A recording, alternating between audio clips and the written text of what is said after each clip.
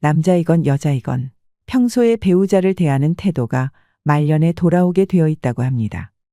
50대 남편은 마누라가 곰국을 끓이는 냄새에 이번엔 며칠이나 집을 비우고 나가려고 하는 거지 하며 두려워하고, 60대 남편은 마누라가 주소도 안 가르쳐주고 이사 가면 어쩌나 걱정하고, 70대 남편은 마누라가 황혼이혼 하자고 할까봐 전전긍긍하고, 80대 남편은 마누라가 목공소 가면 혹시 내 관자러 갔나 하고 걱정한다는 농담이 있습니다.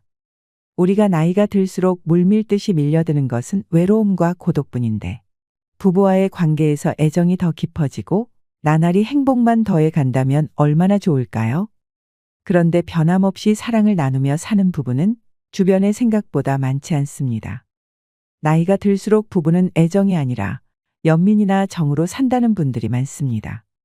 40대 부부는 헤어질 수 없어서 서로가 마지못해 살고, 50대 부부는 흰머리 잔주름이 늘어나니 서로가 가여워서 살고, 60대 부부는 등 긁어줄 사람이 없어서 서로가 필요해서 살며, 70대 부부는 살아준 세월이 고마워서 서로가 고마워 산다고 합니다.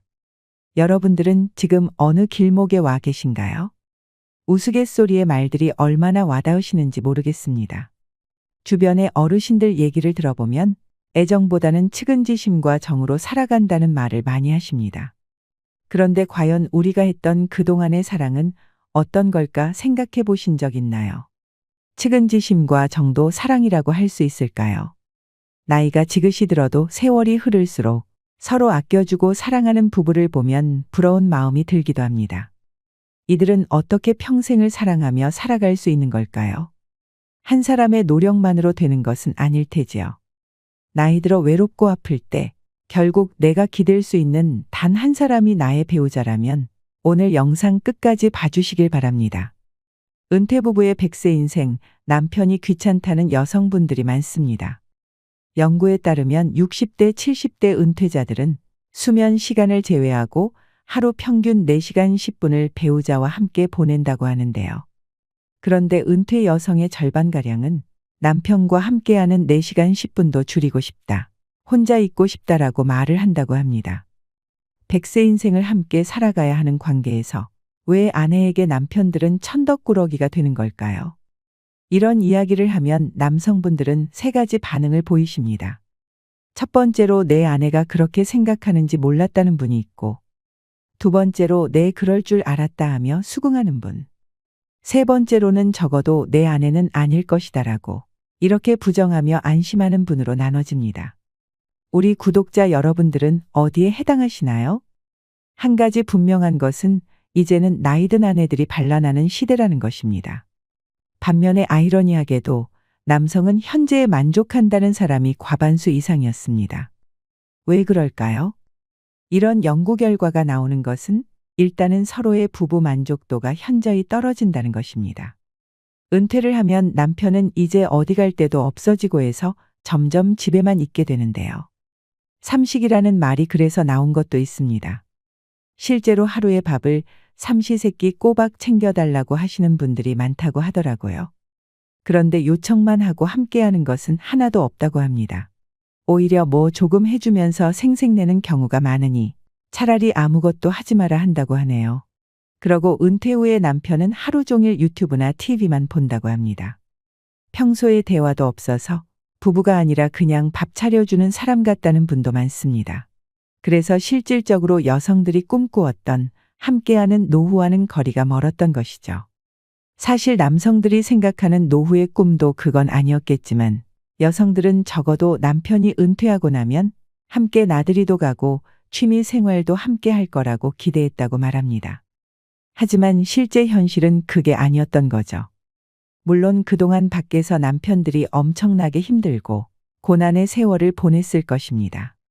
스트레스도 많이 받으며 살았는데 정작 아이들은 엄마만 평생 고생한 줄 안다고 섭섭해하시는 분들도 많습니다. 아빠가 밖에서 고통스러웠던 것은 아이들이 자라서 성인이 돼서 직접 겪어봐야 알 것입니다. 그래서 저는 항상 여행을 떠나세요. 그리고 함께 운동을 하거나 취미 생활을 공유하세요라고 말합니다.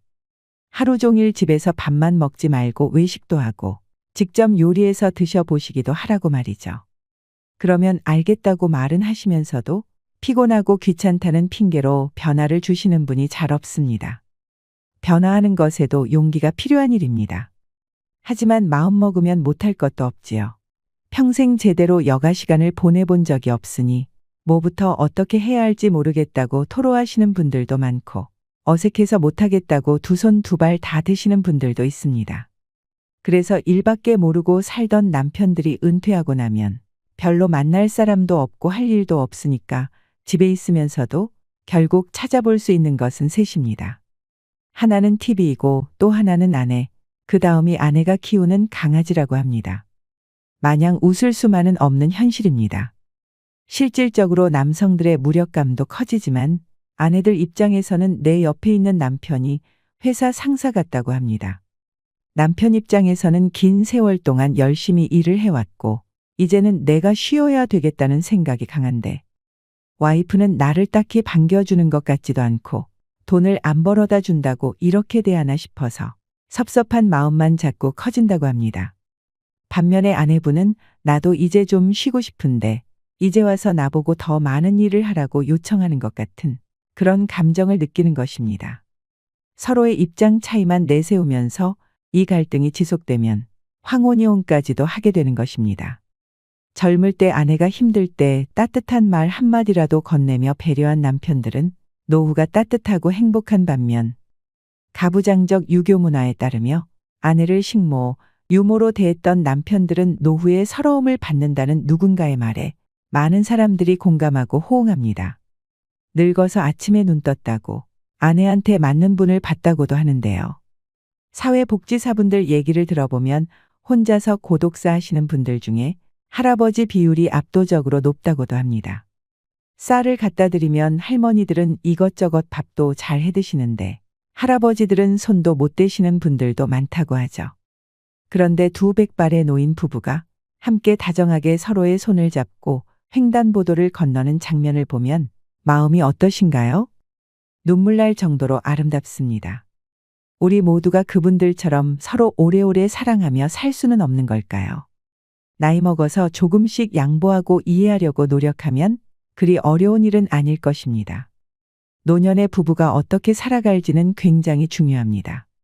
서로 은퇴 이후의 삶을 잘 살려면 부부가 함께 할 수 있는 새로운 취미 생활을 찾아보고 밖에서 꾸준하게 할 일을 찾아보는 게 도움이 될 수 있습니다. 그리고 짬을 내서 여가 시간에 TV만 보시지 말고 아내분과 외출도 해보세요. 그동안 못 나눴던 대화도 나누고 소소한 행복을 누리시길 바랍니다. 새로운 친구를 사귀어 보는 것도 좋습니다. 이웃 부부와 함께 어울려 보세요. 그리고 은퇴라고 하는 게 남성들에게 힘든 일이지만 여성들에게도 굉장히 힘든 일이구나 생각해야 합니다. 남편이 직장에서 은퇴할 나이면 아내도 집안일에서 은퇴할 나이라고 생각할 줄 알아야 합니다. 서로가 같은 입장인 것입니다. 익숙하지 않더라도 하루 한 끼는 남편이 직접 차리시고 청소기도 돌리시고 그렇게 해보세요. 많은 것이 달라질 것입니다. 수십 명의 친구보다 좋고 편안한 게 배우자입니다. 옆에 있을 땐 소중한지 모른다고 합니다. 하지만 내 옆에 있는 소중한 사람과 함께할 때 가장 특별한 순간이 된다는 것을 우리는 깨달아야 합니다.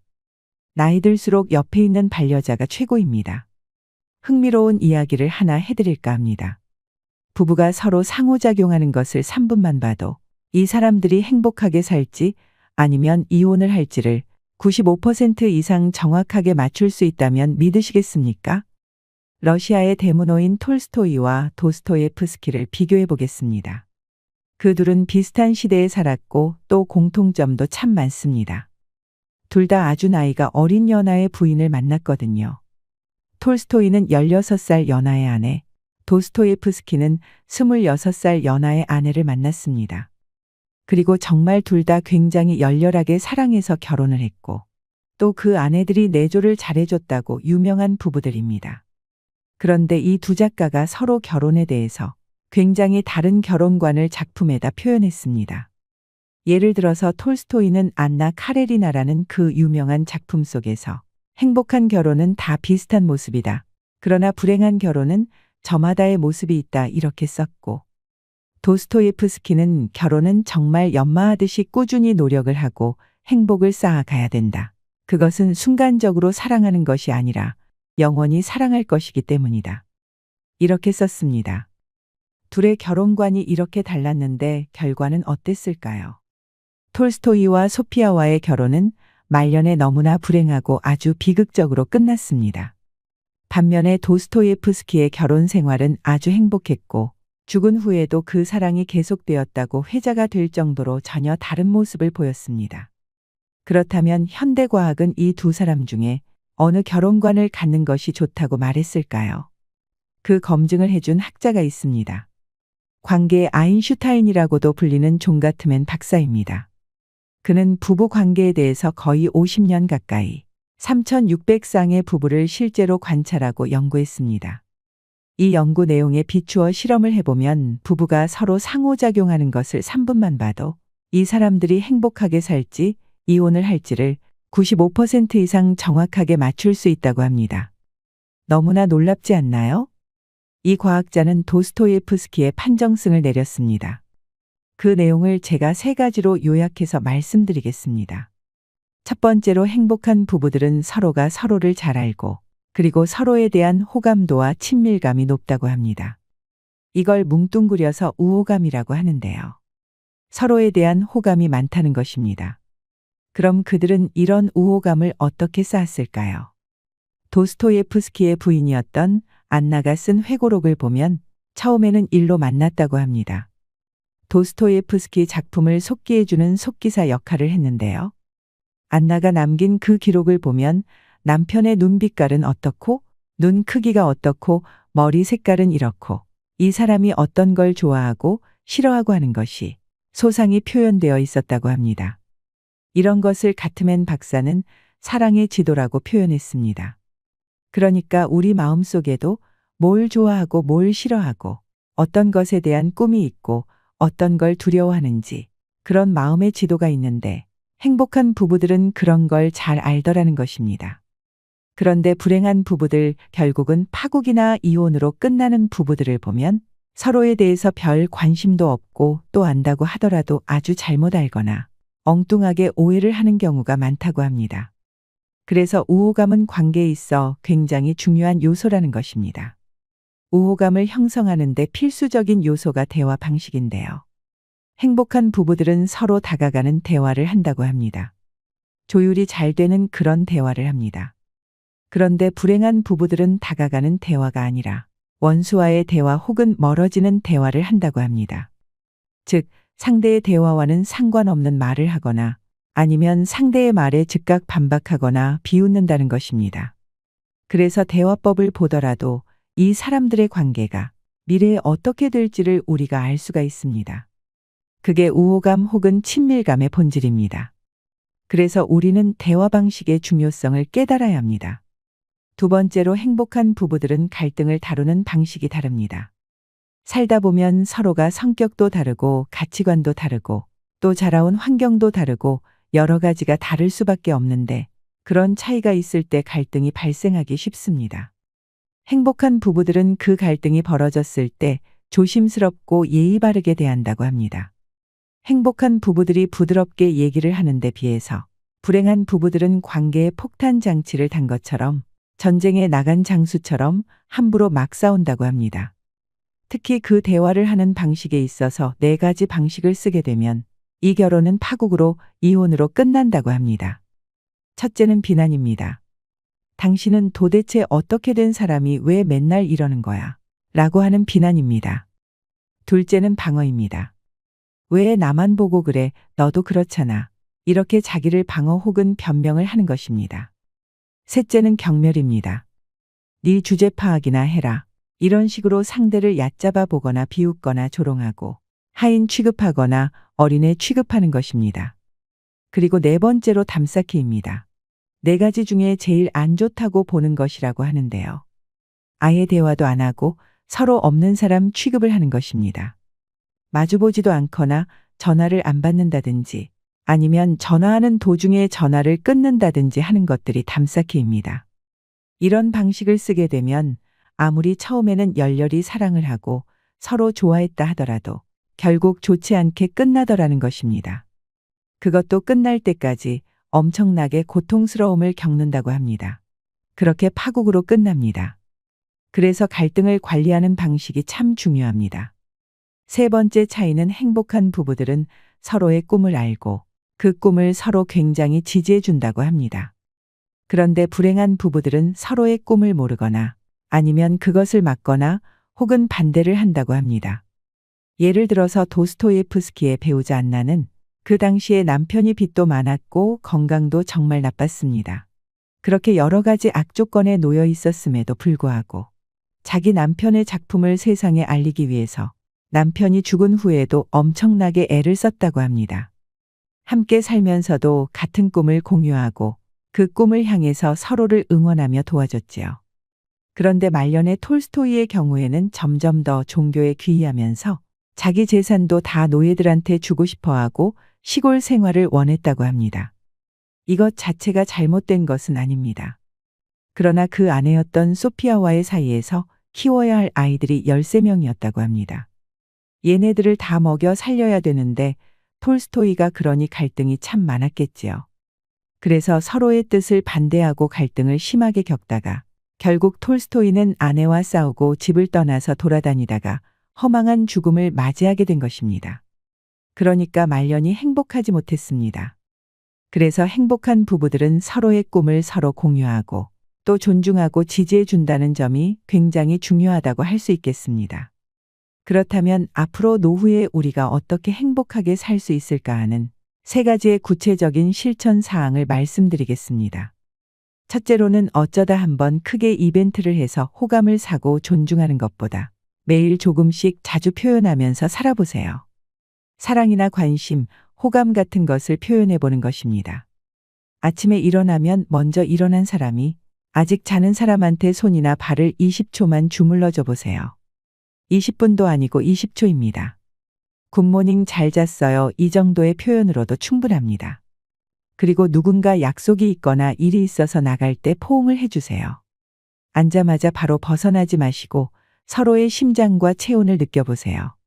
그리고 일이 끝나고 돌아왔을 때도 한번 안아주시는 겁니다. 마지막에 저녁 먹고 나서는 조금 여유가 있으니까 그땐 아침에 늦게 일어났던 사람이 10초이자 더 붙여서 30초 동안 어깨나 손이나 발을 주물러 주는 것입니다. 닭살 돋는다고 생각하지 마시고 이런 사소한 습관이 쌓이면 정말 좋습니다. 그렇게 스킨십을 하면서 대화도 많이 나누시고 자연스럽게 마음도 표현해 보세요. 인간은 서로의 피부가 닿는 것만으로도 따뜻함과 안정감을 느낀다고 합니다. 이렇게 조금씩이라도 자주 표현하게 되면 긍정성이 누적이 되고 쌓이기 때문에 갈등 상황이 벌어졌을 때 좀 더 유연하게 대처할 수 있습니다. 나이 들어서까지 정말 죽기 살기로 비난하고 방어하고 경멸하고 담쌓기 하면서 살지 마세요. 앞으로 남은 소중한 시간을 후회로 쌓지 마시길 바랍니다. 이제는 눈앞에 닥친 갈등에 대해서도 우리가 정말 예의 있게 조심스럽게 부드럽게 얘기를 할 수 있어야 합니다. 그래서 서로가 꿈을 공유하거나 내가 좋아하는 일을 서로 믿고 지지해주면 온갖 풍파를 잘 견뎌낼 수 있는 힘이 생깁니다. 그게 바로 행복한 노부부의 비결입니다. 우리는 사랑한다고 말하지만 사랑받는 데서 행복을 찾기 때문에 괴로워집니다. 남에게 사랑받으려고만 하면 자기가 원하는 것이 이루어지지 않아서 항상 괴로움에서 허우적거립니다. 사랑을 주었는데 사랑이 돌아오지 않으면 그 배신감에 사랑이 미움의 씨앗이 되지요. 더 사랑해서 괴로운 게 아니라 더 기대해서 외로운 것입니다. 이제부터 내가 먼저, 내가 더 많이 사랑하는 삶을 살아보세요. 그렇게 사랑 가득한 인생을 사시길 바랍니다. 오늘 제가 준비한 은퇴 후 부담스럽게 느껴지는 배우자 문제와 나이 들어서 황혼 이혼 없이 행복하게 사는 법에 관한 이야기 어떠셨나요? 다시 한번 복습을 하자면 첫 번째로 서로에 대해서 관심을 가지고 살자. 우호감과 친밀감을 키우면서 사랑의 지도를 그리자. 두 번째로 갈등 상황이 되거나 의견이 다를 때라도 함부로 싸우고 막말하지 말자. 세 번째로 서로의 꿈을 알고 그것을 같이 지지해주고 공유하자입니다. 노후의 배우자와 이렇게 나이 들어간다면 오래도록 행복한 삶을 살아갈 수 있으실 겁니다. 이상으로 시니어에 대한 모든 것, 시니어 연구소